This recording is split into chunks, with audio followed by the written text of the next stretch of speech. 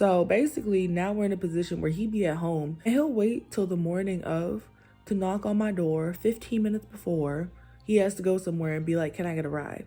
That's so inconsiderate to me. One, I'm probably asleep. You don't know how long I stayed up, how late I was working. You don't know how much more sleep I need. I'm exhausted. I'm waking up looking like, okay. So like, you gonna wait. You were here the night before. You didn't ask as a courtesy. Why you gonna wait till the morning up, put me on the spot like a little kid who missed the bus? And he's like, mommy, can you take me to school now? Like, I cut him a deal. He was offering me $10 here and there. That $10 is barely going in the tank. And it's not worth me having to disrupt my entire sleep and work and self-employment schedule to take you where you need to go. After I told you weeks ago, my car is not available. Stop looking at it. Stop thinking about it.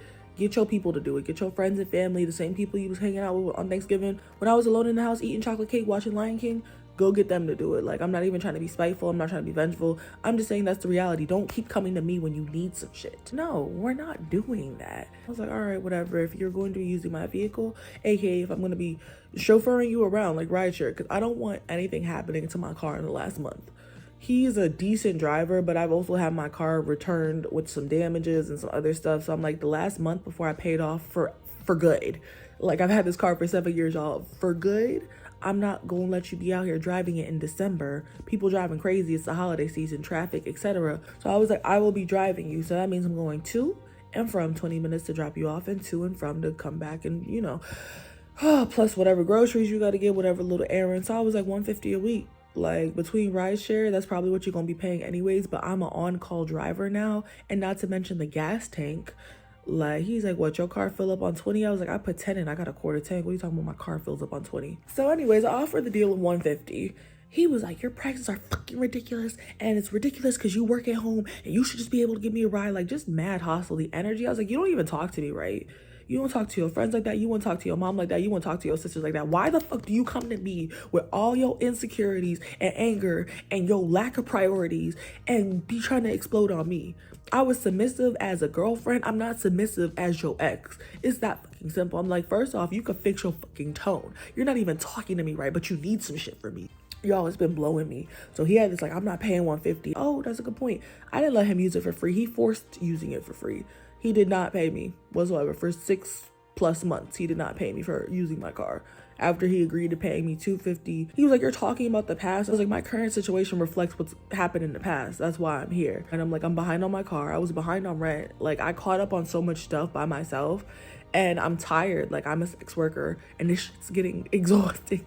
I have so many people telling me to do the wildest stuff, and I feel myself. Before I used to love it. Oh, I brought somebody pleasure. Oh, I made somebody feel good. Now I'm sitting here and I'm like, okay, yeah, you know, yeah, okay, yeah, because of the intention of why I'm doing my sex work, which is survival. And I've said I don't like doing sex work if it's for survival. I've said that before.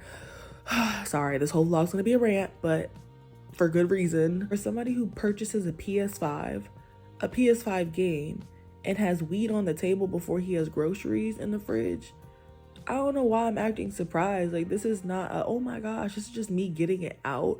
But I'm blown. And then I went grocery shopping. I spent the last on my credit card for some groceries. Thank you, mama, for my mini fridge. Thank you. Because I'm a everybody eats person, but you're not supposed to feed everybody. Like, that's the hardest lesson to learn. You can have the biggest heart and really believe everybody eats. Of course, everybody always eats, but you're not supposed to feed everyone. You got weed on the table before you buy groceries. And when I asked, I was like, I want to go get groceries. Would you like to come? I'm not going to charge you for a ride. Come back home, put the groceries in my mini fridge. Has the nerve to ask me, did you get anything else from the store?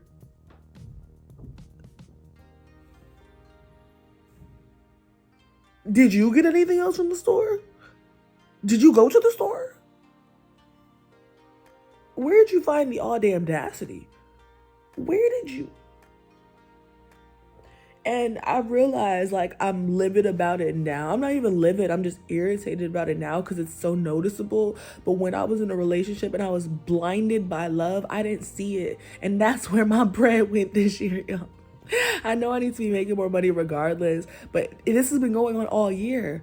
Like, first it was 50-50 for like the first couple months. Okay, go to the grocery store together, 50-50 food, okay, 50-50 bills. And then he just stopped. Like, and I realized that's how it's been. It's been me buying the household stuff, me trying to get furniture, me trying to make this house a home, me getting food, me getting toiletries. Like, he came in here with like a pack of toiletries once, like an 8-pack of toilet paper. We still have that.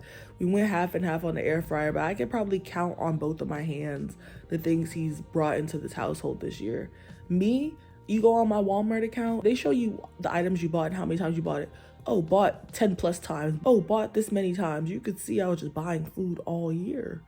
Like, financing food. I was financing food with Klarna. Like, I hate to say this because, like, I really try not to judge people for their financial situations, but I will judge you for your work ethic if I'm a witness to it.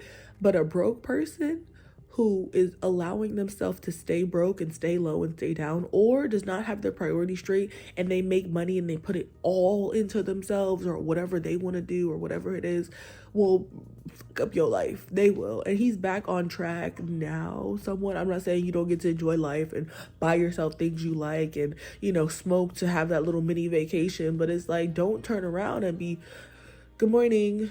Good morning. I know you're sleeping because you were up late working. Good morning. I know you probably got to work this morning, but I need a ride. What do you mean you won't give me a ride? You can't take 15 minutes out your day to give me a ride? Like, it got to the point of harassment, to the point where I don't even want to speak because he gonna come for my throat over this ride situation. But when the car was not out there, when my car was having troubles, nobody said anything. Nobody needed me for much.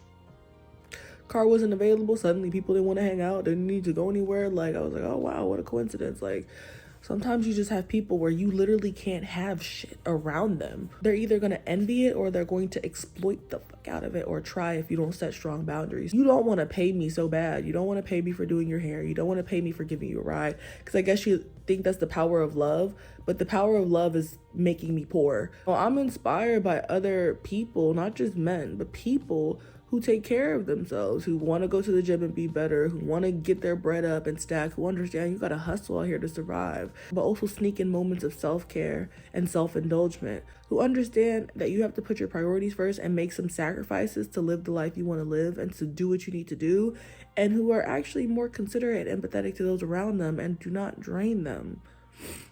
I feel drained. I should not be around somebody who I'm supposed to love, supposed to have this soul tie, whatever, or used to, and feel like you've taken more from me and out of me than you've given me.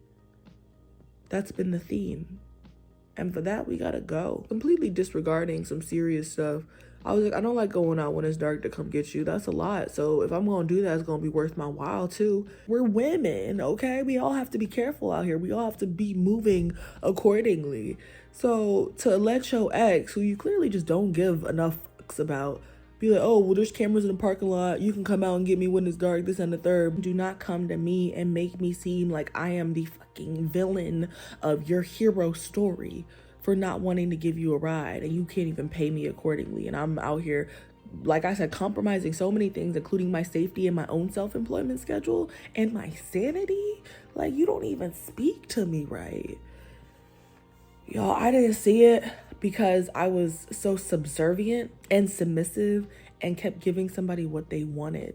Oh, you need a ride? Yeah, go ahead. Oh, you need groceries? Yeah, go eat. I made us food. I was cooking. I was being a good domestic woman out of just the natural energy and nature of my heart, because I enjoyed it. Like, I'm a hard worker. I didn't mind. I was running the household, and then I got burnt the fuck out.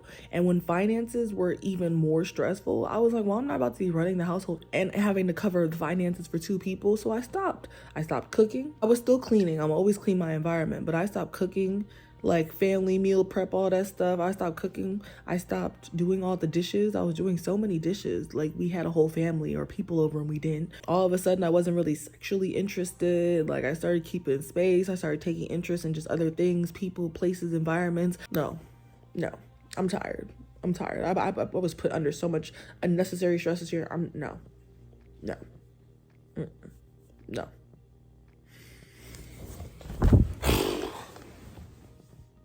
All right, y'all, because we always trying to grow and glow and stay on the grind. So I've been trying to do something where if I feel like I am like metaphorically pointing a finger, I do try to like turn that finger around back to myself and, look inward, take some accountability. So that being said, I had to dig a little deeper and I realized that I have been used or, accustomed to caregiver roles ever since I was younger, just family circumstances, etc. So I feel like I grew up with that inclination of being a caretaker, and it's something that I really do genuinely enjoy. It's not a chore. Well, yeah, sometimes, there's some stuff you gotta handle. As somebody who's worked in the health and care field, but we're not going to get into it. That being said, it is a labor of love, as a lot of people say. And I realized I took that same mentality and behavior and I applied it to every single person in my life. But the thing is, as you grow and you learn and you adapt, you have to be more selective with that process. So that's the part I've been struggling with, where I will feel like I'm giving or I'm being a caretaker and turn around and be like, wait a minute, are you doing it for the right people? So I just wanted to point that out. So that is something that I clearly need to work on. I feel like everyone, myself included, is capable of redemption and doing better and growing. And when you have the right people in your life, you can really shape yourself to be a wonderful ass person. So I want to keep those people in my life and I try to be that person for other people. But at the end of the day, we all still have growing to do. So thank y'all for allowing me the space, and I'll talk to y'all.